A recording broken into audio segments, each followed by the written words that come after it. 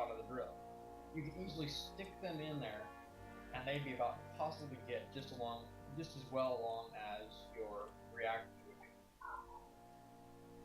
So That's an interesting idea. You Yeah. have to do something about the bottom.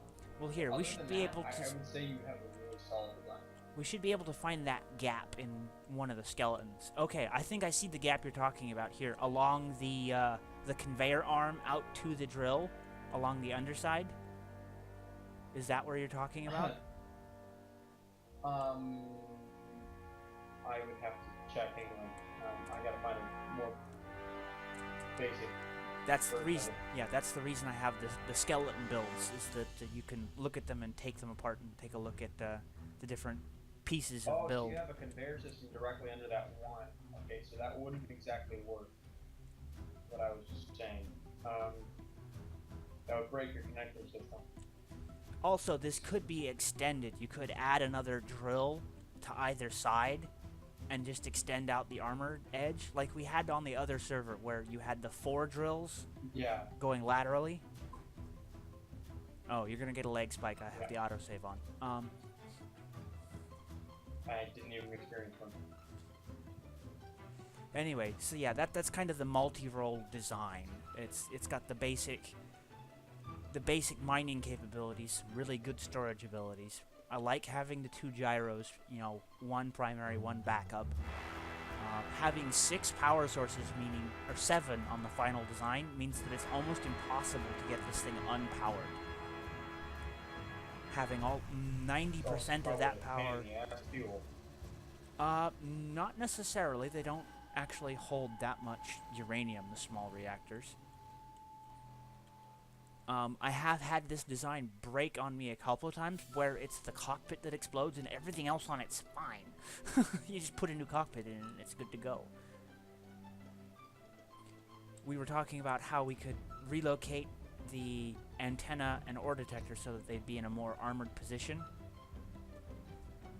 Well, from what it looks like to me, so this thing doesn't have any thrusters. That's too far back. Let's go to this one. There looks to be a gap directly under the main weapon system, and basically right between the gyroscope and the weapon system. And then it looks to be armored over it. I don't know if there's thrusters there. I just gotta double check. But yeah, there's a space right underneath your weapons. On this side right here. And that's, the other side. And you can use the, that is currently heavy armor. That's a single, that's 2 layers of heavy armor block. Well, that would be a good place for it then. Okay, so you have a feeling that would be a better location for those? Well, that also, when you come up here and look at that afterwards, I mean, besides the light, which is not that big a deal, after you take that off and put heavy steel plate in their places, it gives your cockpit better defense, because you can put ramps down going over the top of the cockpit. Put them hidden, so they're fine. And that also gives a better hidden area for like anything like your light or anything right behind it. So it kind of gives you better. Like so? Exactly.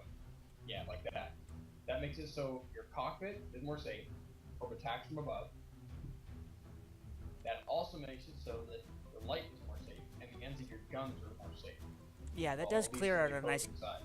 Okay, so yeah, I see what you're talking about. It clears out a nice, convenient space right in the middle next to the cockpit. See, my only concern with that... Okay, I don't need the beacon. Okay, never mind. Not the beacon. The ore detector and the antenna is what we were talking about. Ore detector, antenna. Okay, I didn't want to put the beacon right next to the cockpit because I didn't want, as displayed in a couple of other prominent YouTubers' videos, if you put the beacon next to the cockpit, you end up with some rather strange lighting issues inside the cockpit when you're flying around. Hold on, I'm trying to see this one off. Just honestly, I don't know anybody that uses in-cockpit food on any version.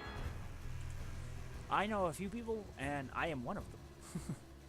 Especially for mining, so I can not run into the rock I'm mining, you know.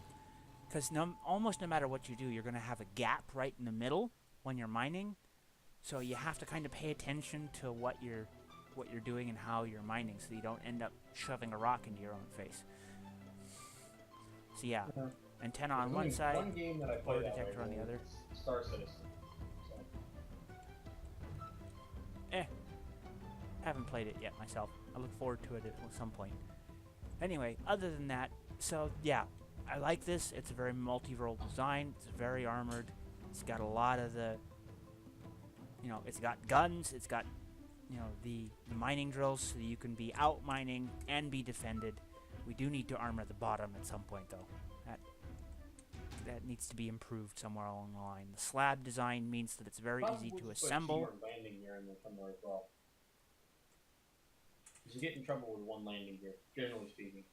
Yeah, landing. Well, it's been acknowledged on a variety of places that the landing gear are troublesome right now due to how the game is calculating your in-game location, and when it miscalculates that, it tends to freak out and tear everything apart because it thinks your ship is somewhere else when it is in fact in a different location. Yeah, it's losing track of the ship's actual position. That's why the connectors are actually a better way to stow vessels, because it actually connects that ship to the vessel's grid system and locks it in place, which is actually really handy because it makes stowing ships a lot safer and easier, which is why I've been using them on pretty much every design I make for the small ships, so that they can latch onto either other vessels or larger ships and not destroy everything. But unfortunately that connects it to the power system, so if you turn off the inertial compensators for that ship, it turns off the inertial compensators for the large ship, and you turn them back on and they tear each other apart.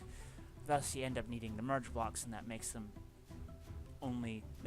essentially the same ship, and it only works with the same size vessel. So the issues are still there, they're still persisting. I hope we find a solution for them at some point, because that'd be really, really nice if we could actually get them to dock with each other and not blow up.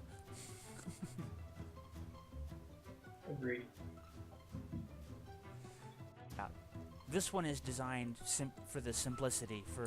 It's got the connector that acts as the inventory, which allows it to attach, refill, rearm if it lives that long. It's got the large thruster on the back, the simple 2 thrusters each direction, the gyro, backup gyro, 4 power. It does overload, but that's not too much of an issue. It's got some light. Well, it is heavily armored.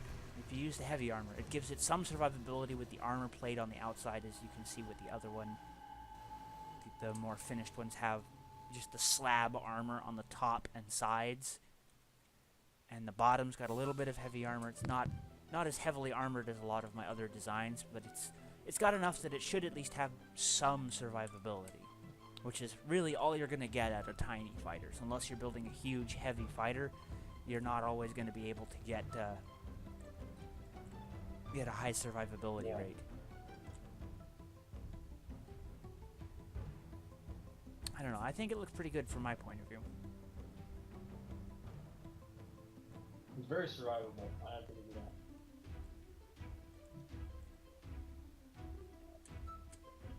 that. Okay, well, I'm going to go onto the server now. Alright, I do very much like the design. I will join you momentarily.